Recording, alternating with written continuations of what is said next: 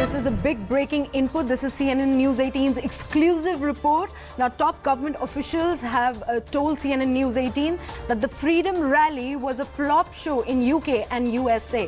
Now, the Freedom Rally, organized by the Khalistani and other anti-India groups supported by ISI, has been a flop show. Now, despite tireless publicity, they failed to gather. No more than 50 protesters were found in San Francisco.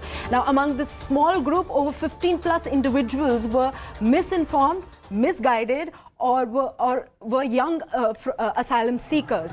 Now, according to the reports that we are getting from the ground, these are top exclusive reports that we are getting from the top government officers to CNN News 18, that the Freedom Rally, which was organized in UK and US by the Khalistani supporters, was a flop show. Now, not just the Khalistani supporters, this rally was organized by anti-India groups also. And despite tireless publicity, all their attempts were failed to gather more number of protesters. Not more than 50 protesters were found in San Francisco. And among the small group, over 15 plus individuals were misinformed, misguided, and were young asylum seekers. Now, joining me on the broadcast is my colleague Abhishek. Abhishek, what more details are we gathering from the ground?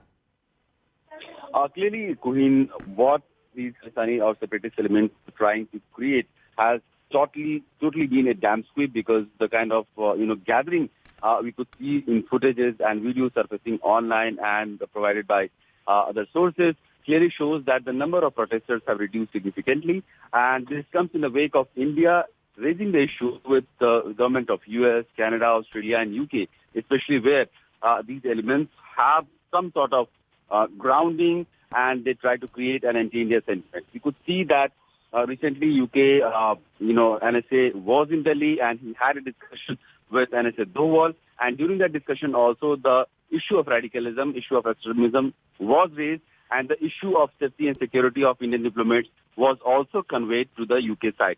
And that seems to have worked, because now we don't see a huge crowd being lit, create that whole chaos that we could see in the month of March when Indian High Commission in London was attacked by these Sikh extremist groups. Also, we have seen Indian ambassador in U.S., Taranjit Sandhu, attending the events and, taking a stock of the security situation in the embassy premises and ensuring that the diplomats who have been put on the posters of these Khalistanis, they remain safe, they remain secure. The U.S. government has also assured them of all the actions that they will take in order to keep Indian diplomats and foreign service officers safe and secure in their postings. Okay, Abhishek. Well, are there any leads or indications regarding the origin of these threatening posters? And has any group claimed any kind of a responsibility yet? There are multiple, Sikh extremist organizations who at times take responsibility. There is Babbar Khalsa group, then there is the Sikh for Justice, then other, small fringe groups are also operating in the name of creating a Khalistan, but they don't have that strong diaspora support. They are rather a small bunch of people. We could see duplicacy of the same number of set of people being present at various locations with same set of sloganeering and shouting.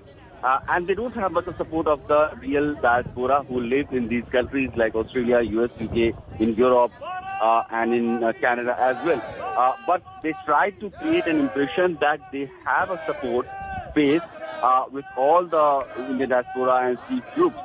We have seen recently Hardeep Singh Nijjar, one of the extremists of Sikh extremists, who was killed in a gun attack in Gurdwara in Surrey in Canada. And the latest, wave of protests that we could see in various locations in Vancouver, in Washington, in UK, in Australia, are in a kind of a rallying support for protesting the death of Hardeep Singh Nijjar. And these extremists are trying to put the blame on Indian agencies and Indian diplomats. And this has been duly protested by India in the respective countries. And we've seen commentaries also coming out, the reactions coming from higher officials or the ministers.